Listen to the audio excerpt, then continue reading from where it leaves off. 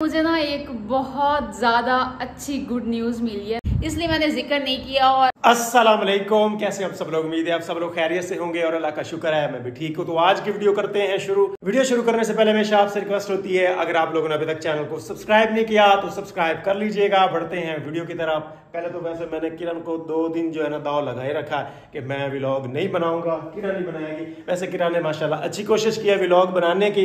एक दिन तो हमारा मिस हो गया था, लेकिन 2 दिन जो है ना अच्छी कोशिश की है। लेकिन ये काम है हमारा मिलजुल के करने का, अकेले बंदे की बस की बात नहीं है कि हम अकेले या तो बंदा टूर वगैरह पे निकले, बाहर निकले, या कुछ कंटेंट जो है ना चेंज करें। इस तरह से बंदा फूड व्लॉगिंग करता है, अकेला भी चला जाए। यंगस्टर्स होते हैं वो अकेले करते हैं, फूड व्लॉगिंग कर रहा होता है, ट्रैवलिंग कर रहा होता है, वो सारे हर कोई अकेला अकेला। हाँ, मतलब कोई दोस्त वगैरह हो तो उनके साथ मिलके बंदा व्लॉग शूट करे। लेकिन हमारी रूटीन जरा डिफरेंट है, हम घर में ही व्लॉग्स बनाते हैं। और आज वैसे भी छुट्टी थी, हफ्ते वाले दिन भी छुट्टी थी और आज एतवार है, आज भी छुट्टी है। तो मैंने कहा भाई चलो मैं ही व्लॉग शुरू कर लेता हूँ, चलो फ्री हूँ तो मिलजुल के काम कर लेते हैं। असल में छुट्टियों के बाद स्कूल खुले हैं ना, तो स्कूल का टाइम चेंज हो गया है। तो इसलिए मैं किरण को दाव लगा रहा था कि भाई मैं थक जाता हूँ बहुत ज्यादा, टाइम भी बहुत ज्यादा स्कूल का है, तो मैं व्लॉग नहीं बना पाऊंगा, ये जिम्मेदारी तुम्हें लेनी पड़ेगी। वो ये है ना कि टाइम बचता ही नहीं है। हाँ, जैसे अब आप जाते हैं और इन्हें 2:30 बजे छुट्टी होती है, ठीक है, 2:30 बजे छुट्टी है, 3:30 बजे घर पहुंचते हैं, फिर खाना वगैरह खा के हमें 4-5 बज जाते हैं चाय पी के। उसके बाद फिर हमने रेस्ट भी करना होता है और वो टाइम शाम खत्म। लेकिन एक फायदा है कि इन्होंने हफ्ता और एतवार की छुट्टी कर दी है। लेकिन फिर भी जो है ना बाकी डेज में काफी प्रॉब्लम होती है। वो इस तरह से, क्योंकि सुबह तकरीबन स्कूल 7:45 बजे हमारा स्टार्ट होता है और छुट्टी हमें होती है 2 बजे। और बच्चे जो हैं वो 8 बजे आएंगे और उनको छुट्टी जो होगी 12:30 होगी। तो हम बाकी 1.5 घंटा जो है ना वहाँ बैठ के अपना लेसन प्लान, बच्चों को पढ़ाने की स्कीम, तैयारी वगैरह, पेपर वगैरह चेक करने होंगे तो वो करेंगे। वैसे ये पहली दफा जिंदगी में हुआ, थोड़ा अजीब लग रहा है। इतनी टाइमिंग ना सर्दियों में हुआ करती थी। हाँ, और गर्मियों में हमेशा 1 या 1:15 मैक्सिमम टाइम।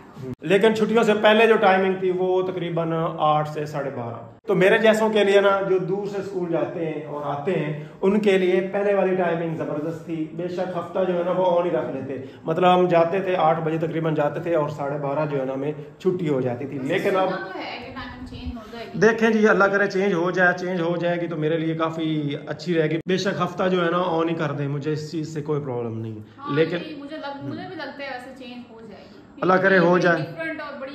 बड़ी अजीब सी टाइमिंग है। और हफ्ता जो है वो भी अल्टरनेट उन्होंने ऑन ऑफ रखा है, मतलब ये वाला हफ्ता एतवार छुट्टी है, नेक्स्ट हफ्ते को छुट्टी नहीं होगी।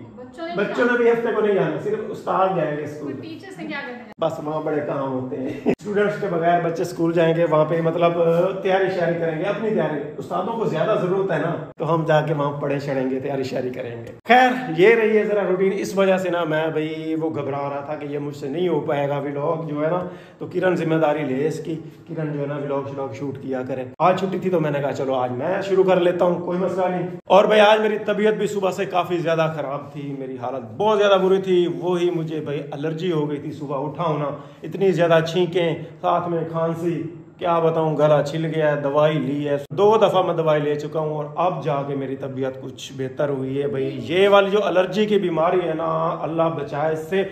मैं यही कहता हूँ, जिस दिन ये वाली एलर्जी मुझे होती है, मैं कहता हूँ जिंदगी का एक दिन और मेरा जाया हो गया, क्योंकि मैं कुछ भी नहीं कर सकता, ना कुछ सोच सकता हूँ ना कुछ कर सकता हूँ। बस आंखों से पानी, नाक से पानी, छींकें, खांसी। अजीब चीज है यार, ये कैसी एलर्जी है यार, मेरी जिंदगी को जो है ना आधा करके रख देना। सही कह रहा हूँ यार, ये मुझे बूढ़ा कर देगी जल्दी। साल से कम ही टाइम हुआ है ये एलर्जी मुझे स्टार्ट हुई। ये है कि मतलब मुझे लगता है आप ना मेडिसिन फिर लेते नहीं है। जब भी हम चेकअप करवाया ना, और वो डॉक्टर हमेशा ज्यादातर 5 या फिर 5 दिनों की या हफ्ते की मेडिसिन लिखते होते हैं, और आप क्या करते हैं 2 दिन लेते हैं और चले, जब मुझे तो आराम आ गया, बहुत मैं बेहतर महसूस कर रहा, तो फिर आप नहीं, 1-2 बार जो है ना पूरी प्रॉपर मेडिसिन भी ली है, फिर भी ना आराम नहीं आता। मेरे होते हुए आपने प्रॉपर मेडिसिन नहीं ली, पूरे हफ्ते की नहीं ली। मतलब अगर वो 2 टाइम दे रहे तो उसमें से कोई आप एक मिस कर देते हैं, इस तरह करके ना आपने प्रॉपर नहीं ली। खैर मतलब डॉक्टर अक्सर कहते हैं कि हफ्ते की मेडिसिन लेने के बाद दोबारा आपने चेकअप करवाना है, वो आप दोबारा कब गए हैं? खैर जो भी है, गफलत है जिस तरह से भी है ना, ये मेरी ठीक नहीं हो रही। और एक दो बार मैंने प्रॉपर मेडिसिन खाई है, लेकिन उसके बाद फिर कुछ दिनों बाद ये काम स्टार्ट हो जाता था। नहीं, अब वो आप हम जब चेकअप करवाए ना, फिर वो जितनी दफा गए दोबारा आने, हमें उतनी दफा जाना चाहिए चेकअप करवाने के लिए। हाँ इंशाल्लाह अब मैं ना इसका प्रॉपर ट्रीटमेंट करता हूँ, क्योंकि भाई अब मुझे ना ये खतरनाक फील होने लग गई है। मतलब मेरा सांस फूल जाता है, तंग होने लग जाता है। अल्लाह बीमारियों से बचाए, सबको बचाए। और खसूसन ये वाली जो है ना भाई, ये तो बहुत ही जलील कर देने वाली है। तो सबको अल्लाह ताला जो है ना महफूज रखे।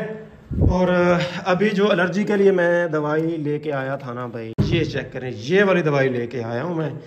तो ये मुझे ना काफ़ी फ़ायदेमंद रही है। मतलब ये दवाई खाने के बाद कुछ देर बाद जो है ना आराम आ गया है मुझे। आजकल भाई यहाँ पे बारिशें हो रही हैं जी, ये देखें फसलों में पानी जमा हो गया है। रात को भी तकरीबन काफ़ी टाइम बारिश होती रही है, कल भी बारिश होती रही है, और आज सारा दिन यहाँ पे बादल वगैरह घूम रहे हैं। मुझे लगता है जो ही रात होगी तो बारिश स्टार्ट हो जाएगी, क्योंकि 2 दिनों से ना रात को बारिश हो रही है। और अभी मैं इधर देखने जा रहा हूँ जी पौधे, 2-3 दिन हो गए इनको लगाए हुए, इनको मैंने नहीं देखा, तो इनका हाल चेक करते हैं जी। बकरियां तो नहीं खा गई इनको, पहला पौधा ही बकरी ने खा लिया, ये चेक करें। उसके बाद मैंने ये लगाई है नीम, ये कुछ बेहतर कंडीशन में, इसको बकरी ने फिलहाल नहीं छेड़ा, लेकिन ये थोड़ी मुरझाई हुई लग रही है। हो जाएगी, आजकल बारिशों का मौसम है ना, तो इंशाल्लाह कहते हैं कि आजकल सूखी लकड़ी भी दबा दी जाए ज़मीन में तो वो भी फूट पड़ती है। उसके बाद बाकी पौधे ये भी बचे हुए हैं जी, ये चेक करें, सारे ग्रीन हैं। और ये भी बकरी ने खा लिया, इसको मैंने छुपाया है वैसे। और उसके बाद आगे तकरीबन सारे बचे हुए हैं। और आगे बरजूमे के जो पौधे हैं वो भी ठीक हैं, क्योंकि इनको हमने बाढ़ लगाई थी तो बचत हो गई है। जब ये मैं पौधे लगा रहा था यहाँ पे, और ये जिनकी ज़मीन है वो मेरे पास भाई खुद चल के आया और मुझे कहता है कि तुम्हें पौधे लगाने का बड़ा शौक है। अच्छी बात है, अगर तुम मज़ीद पौधे लगाना चाहते हो। उसने देखा ना कि मैं यहाँ ऊपर लगा रहा हूँ, तो जगह ये सही नहीं है पौधे लगाने के लिए, और वैसे भी दीवार साथ है तो ये पता नहीं ग्रो करेंगे भी या नहीं। तो उसने मेरे शौक को देखते हुए मुझे इजाज़त दी कि ये जो जगह खाली पड़ी है ना साथ उनकी, वैसे तो यहाँ पे वो फसलें बोते हैं, लेकिन वो कहता है कि अगर साथ साथ पौधे लगाना चाहते हो फलदार, जिस तरह के भी, एक सफ़ेदे को छोड़ के तुम लगा सकते हो। लेकिन ये है कि दरख्त हमारे होंगे, लेकिन जो छाँव होगी, जो उसके ऊपर फल लगेगा, वो मिल बांट के खा लेंगे। तो वैसे मुझे ये भी ऑफ़र अच्छी लगी है कि भाई वो जगह दे दे और मैं दरख्त लगा लूँ। दरख्त कौन से भाई आजकल महंगे है, छोटा पौधा जो है ना 100, 150, 200 का मैक्सिमम मिल जाता है। तो मैं ये लगा लूँ तो मुझे भी फ़ायदा मिलेगा और उसको भी फ़ायदा मिलेगा। और भाई अब मैं सोच ये रहा हूँ कि यहाँ कौन कौन से पौधे लगाऊँ, फ्रूट वाले या ऐसे जैसे ये लगे हुए हैं। कोशिश तो मेरी है कि जिस तरह से जामुन है ना वो लगा लूँ।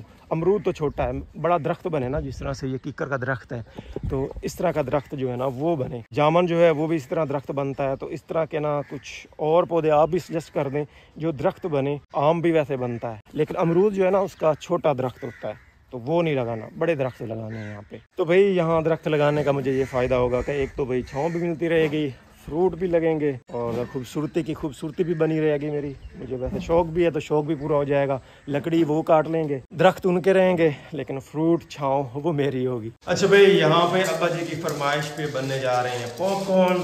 साढ़े बुढ़े दे शौक जरा वखरे, बुढ़ापे च आके वखरे शौक शुरू हो गए फुल्ले खाने। बाकियां दे बुढ़ियां दे जरा शौक होंदे ने सूप पीवना, यखनी पीवनी, हलवा खाना, नरम चीज़ा। साढ़े अब्बा जी जो है ना भाई वो खा रहे हैं आजकल पॉपकॉर्न। बाहर मैं घूम फिर रहा था तो मुझे कहते हैं ना मेरा बड़ा ही दिल कर रहा है पॉपकॉर्न बना के दो, मतलब फुल्ले बना के दो। अभी मैंने किरण को कहा कि भाई अब्बा जी के लिए बनाओ, ये नौन के रोला पाल है। तो ये मैं जरा अब्बा जी के लिए इसीलिए स्पेशल ये पॉपकॉर्न वाली जो मकई है ना लेके रखी हुई है, तो वो बड़े शौक से खाते हैं। जब कहते हैं तो उनको बना के देते हैं जी। उनको बाउल भर के दे दो ना बड़ा सा, तो वो खा जाते हैं।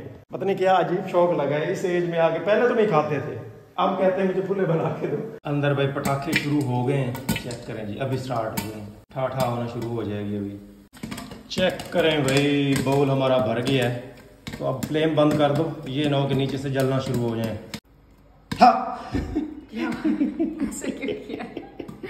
ये वो दूसरा पैन नहीं गर्म होता है, तो वो अभी तक हो रहे हैं। उतारो नहीं हो रहे हैं ना, मेरी आंख के अंदर लगे हुए सब हो चुके हैं ऐसे एकदम। ओह वाह वाह, मजे के भाई मजे के। चलें जी, दे आते हैं बाजी को। पहले की खा रहे हो? पापड़ चलो हेलो फुले आओ। इतने आंदे नहीं, मैं क्या दिल भर के खा लो। ओ अल्लाह खैर करे, थोड़े इतने को आंदे नहीं मैंने पता इतने तुसी खा जाने ना करेंदे लग्या रहा था खाता जाओ हां खवी जाओ दूर से ये इतने खोवन बा। तो चले जी, अभी मुझे ना एक बहुत ज़्यादा अच्छी गुड न्यूज़ मिली है। मैं काफ़ी दिनों से इस चीज़ का वेट कर रही थी, मैं आपको बता नहीं सकती। मुझे ना अभी तक यकीन नहीं आ रहा कि वाकई ये मेरे साथ हो गया है।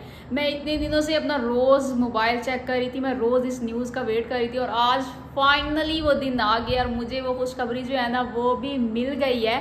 तो खैर क्यों क्या गैस करो, मुझे क्या पता खैर क्यों। यार बहुत मज़े की खबर, मैं इतनी ज़्यादा खुश हूँ ना मैं बता नहीं सकती। क्या हुआ क्या, मुझे तो बताओ, ऐसे ही कैमरे में बातें किए जा रही हो। मुझे ना जॉब मिल गई है। वाह वाह वाह, क्या बात है यार, सच्ची। जो अभी मैं ये पिछले दिनों में जहाँ पे इंटरव्यू दे रही थी ना एनजीओ के अंदर, उसी के अंदर। अच्छा। और मैं मतलब मुझे बिलीव नहीं हो रहा, मैं पिछले दिनों में इंटरव्यूज चल रहे थे तो मैं गई हुई थी। हमने व्लॉग में जिक्र नहीं किया क्योंकि मुझे था कि पता नहीं मिलेगी या नहीं मिलेगी। अच्छा। मैं मतलब ऐसे ट्राई कर रही थी, मैं हर तरफ शो शा कर दूं, मतलब फैला दें कि इंटरव्यू दे रही हूँ और आगे से जॉब ना हो तो बड़ी बेइज्जती हो जाती है, इसलिए मैंने जिक्र नहीं किया। और अब मुझे न्यूज़ मिली है, मैं ना सच में मैं बता नहीं सकती, मुझे अभी तक ना यकीन नहीं हो रहा। अभी मैंने वो उनकी ईमेल चेक की है तो अभी तक मैं यकीन नहीं कर पा रही। सच में मुझे ऐसा लग रहा है जैसे एक ख्वाब होता है और ये बहुत अच्छी अपॉर्चुनिटी है। अच्छा भाई बताओ कहाँ कैसे और कैसे ये तीर मार लिया, मुझे भी बताओ जरा। ये ना एक एनजीओ है। तो अभी मैं व्यूअर्स सोच रहे होंगे कि अभी इसकी एजुकेशन तो कंप्लीट थी, मतलब मेरा बीबीएस चल रहा है तो अभी मेरी वो मुझे पता है एनजीओ वगैरह में ना ऐसे जॉब मिल जाती हैं ड्यूरिंग स्टडी भी। हाँ, लोग कर रहे होते हैं, मैं भी करता रहा हूँ। ये एक एनजीओ है और इनकी अपनी रिक्वायरमेंट्स होती है। इनका बेसिक मतलब स्टडी मैक्सिमम इन्हें ये इंटरमीडिएट ही चाहिए होते हैं, मतलब बच्चे को बस कम्युनिकेशन स्किल्स वगैरह इस तरह की उसे आनी चाहिए। तो इनकी रिक्वायरमेंट्स अपनी होती है जिसकी बुनियाद पे ना ये कैंडिडेट सेलेक्ट करते होते हैं। अच्छा। तो वही उसी की बेसिस पे इंटरव्यू हुए थे 2-3 दफ़ा, मतलब मैं गई थी और अब उनकी तरफ से मेल आई है, मैं सिलेक्ट हो गई हूँ। और ये मैं बताऊँ बहुत अच्छी अपॉर्चुनिटी है, मुझे सबसे ज़्यादा खुशी है ना ये, मतलब अभी शुरुआत है, जाहिर है मतलब मेरी पहली जॉब है, उस लिहाज से ना सैलरी भी इनकी अच्छी है।